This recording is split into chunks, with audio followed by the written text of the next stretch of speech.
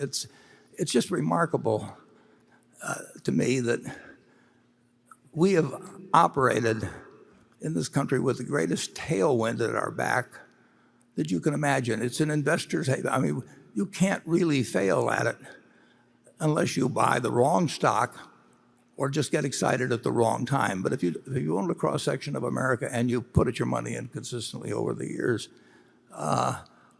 there's no comparison against owning something that's going to produce nothing.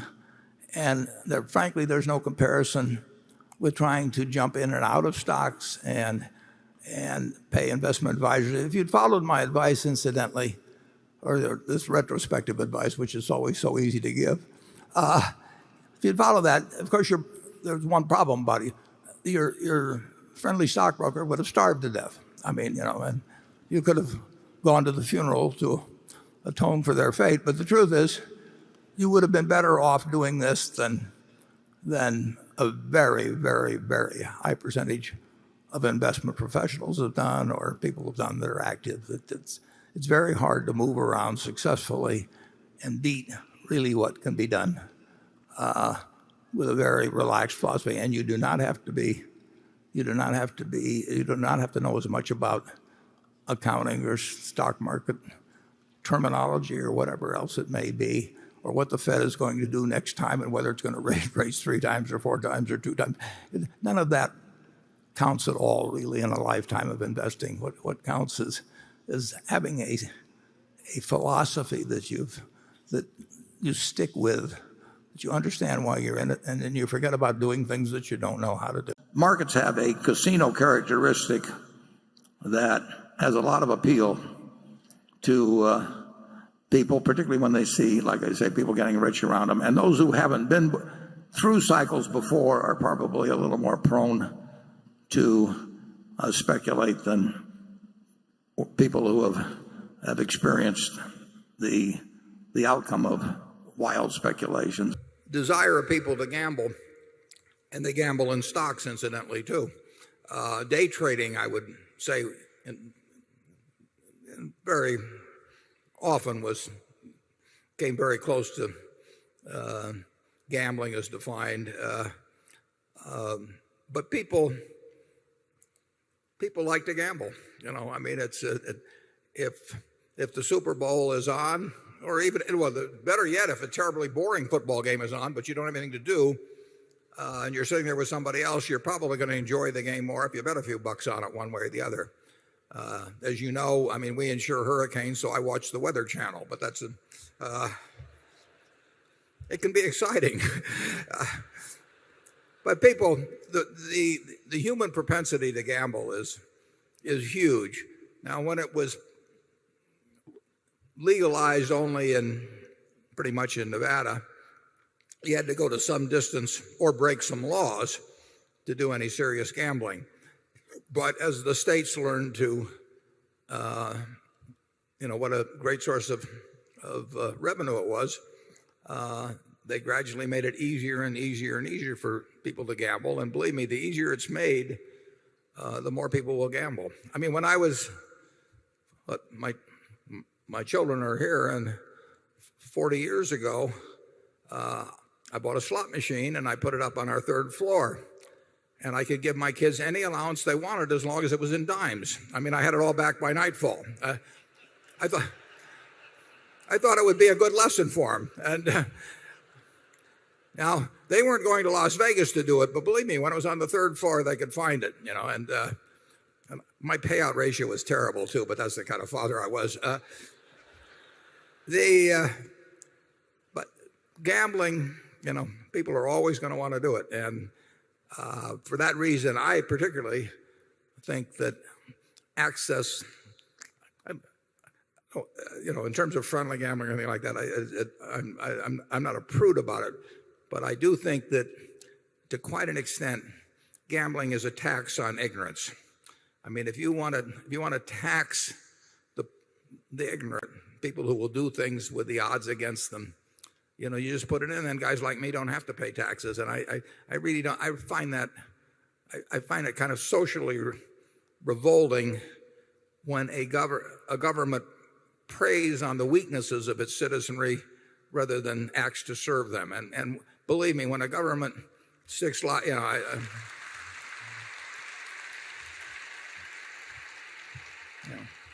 when a government makes it easy for people to take their Social Security checks and start pulling handles or participating in lotteries or whatever it may be, it's a pretty cynical act. It works. It's a pretty cynical act, and it relieves taxes on those who don't fall for those or who aren't dreaming about having a car instead of actually having a car, or dreaming about a color TV instead of having one. So it's not government at its best, and I think other things flow from that over time too. Charlie?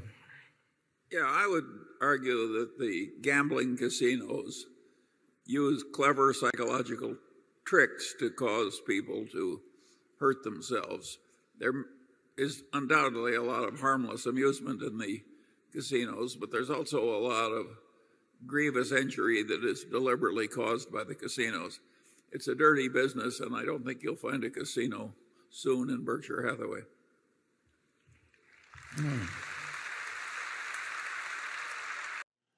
And this is really important to understand.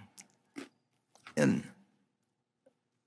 the last couple of years, the stock market is it's always been a combination of a casino and when I talk about Wall Street, I'm talking about the whole capital formation market, but and trading market, et cetera. But the market has been extraordinary.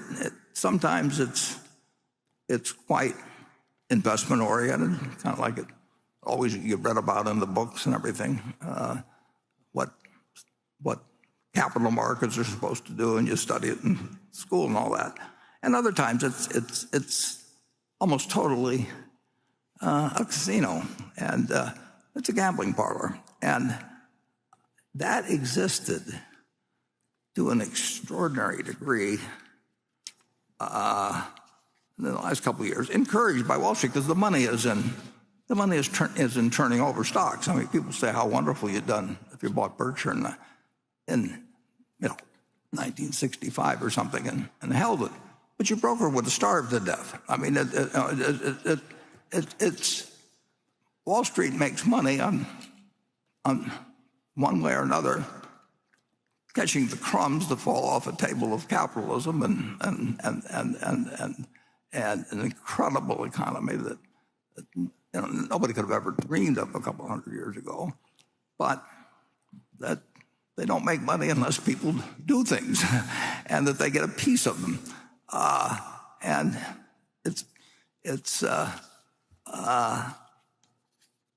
and they make a lot more money when people are gambling than when they're investing. I mean, it's much better to have somebody that's going to trade 20 times a day and get all excited about it, just like pulling the handle on a slot machine. That's who you may not say that you'd want that person. You'd like the other kind of person too, maybe, but that's where you make the money. When in any system,